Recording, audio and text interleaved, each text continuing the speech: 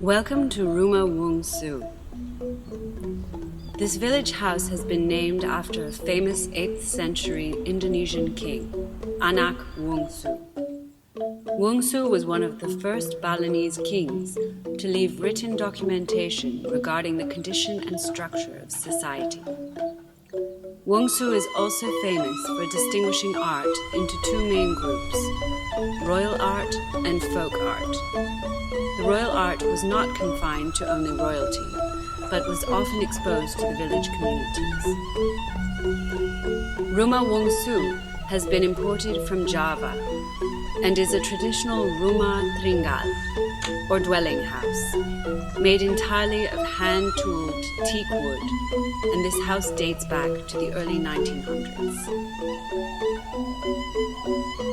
The horses hanging on the terrace walls are known as kuda lumping, made from woven pandan leaves and painted using traditional colors. These were used by trance masters during ceremonial rituals called riog, where they would ride them like real horses while in a deep trance. On the right side of the terrace, the two kursi kampoen, or village chairs, are fine examples of village furniture. Both primitive in style, the one with more carving has greater Chinese influence. A solid block of kayu ulin, or ironwood, from Kalimantan, makes the table between the two chairs and is 130 years old.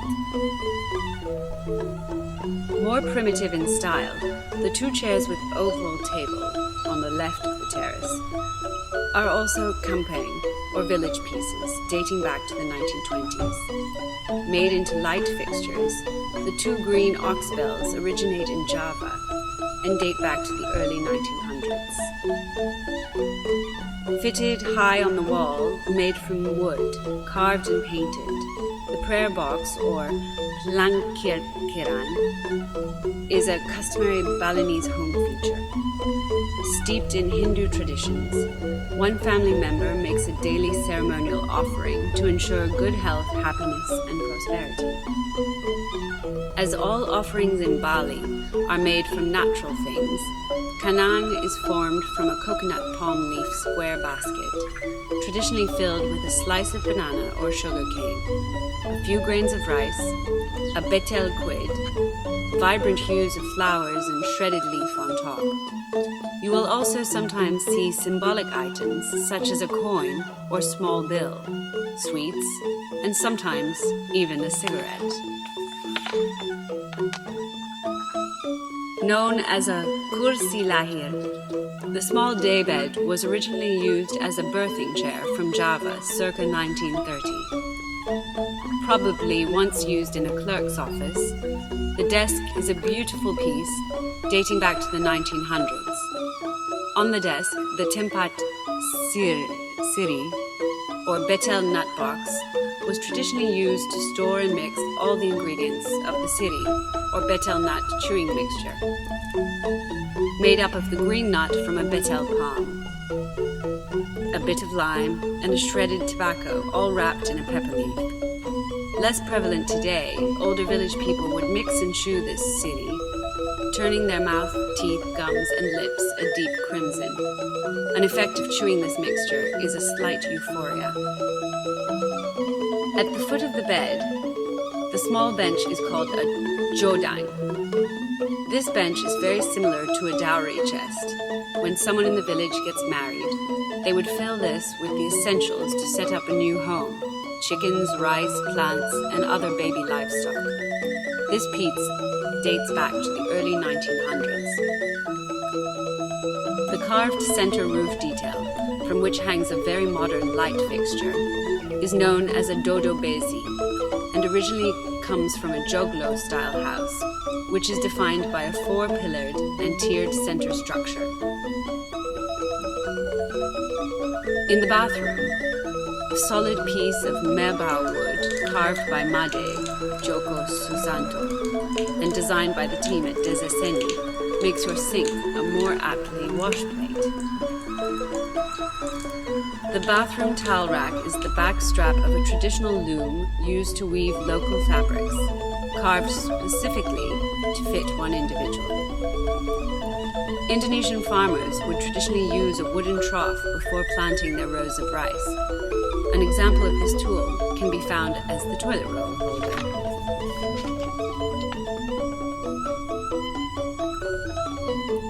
The musical instrument on the terrace is a gender, part of the famous gamelan music heard all over Indonesia. This piece is from Central Java. The Ganesha statue in the garden is from Singgaraj on the north coast of Bali. This statue is made of terracotta and acts as a protector of the property, circa 1920. The ornaments on each end of the roof are typical Balinese Hindu terracotta roof decorations, believed to protect the inhabitants of the house from any evil spirits that may come around. From Madura, the brightly colored headboard was originally a wall panel of Ruma or dwelling house. Framed in glass are two traditional Sumatran prayer mats from pandan leaf that would have originally been used for ceremonial offerings.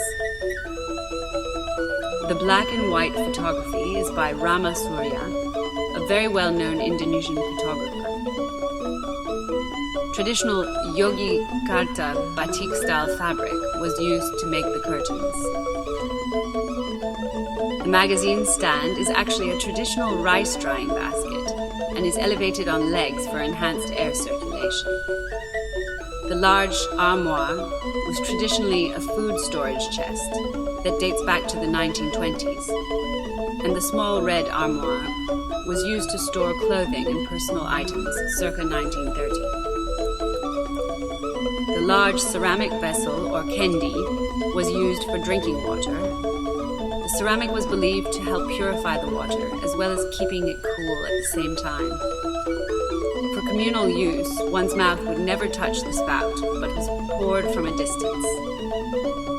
The smaller ceramic vessels, also known as kendi, were once used by the Balinese for holy water when they would go to the temple and pray.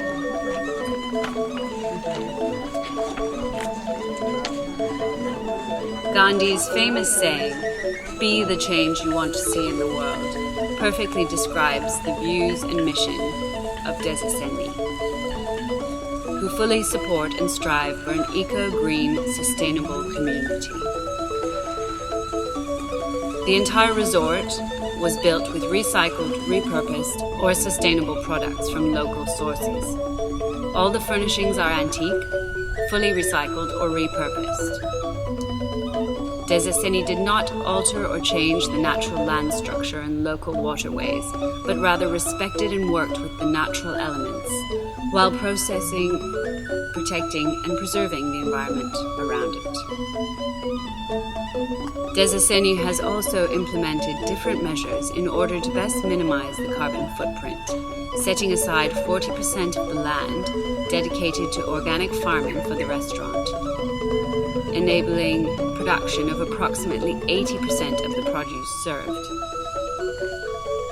Desa Seni believes in supporting the local community and economy, and therefore only works with local farmers and businesses to supplement the needs. Garbage awareness has minimized the amount of garbage produced. Composting and recycling are a big solution. The house amenities do not produce any garbage, as nothing is served in plastic, and organic bamboo straws are used for drinks. Sheets and towels being reused cuts down on laundry. Organic and biodegradable cleaning and washing products don't pollute the environment, and energy-saving and long-lasting light bulbs all help, alongside the composting program.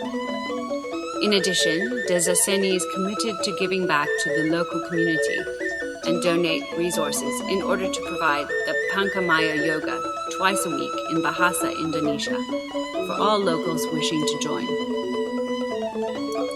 Desa Seni also has the Making Dreams Come True fundraising program, which sponsors, supports, and provides teachers at local orphanages.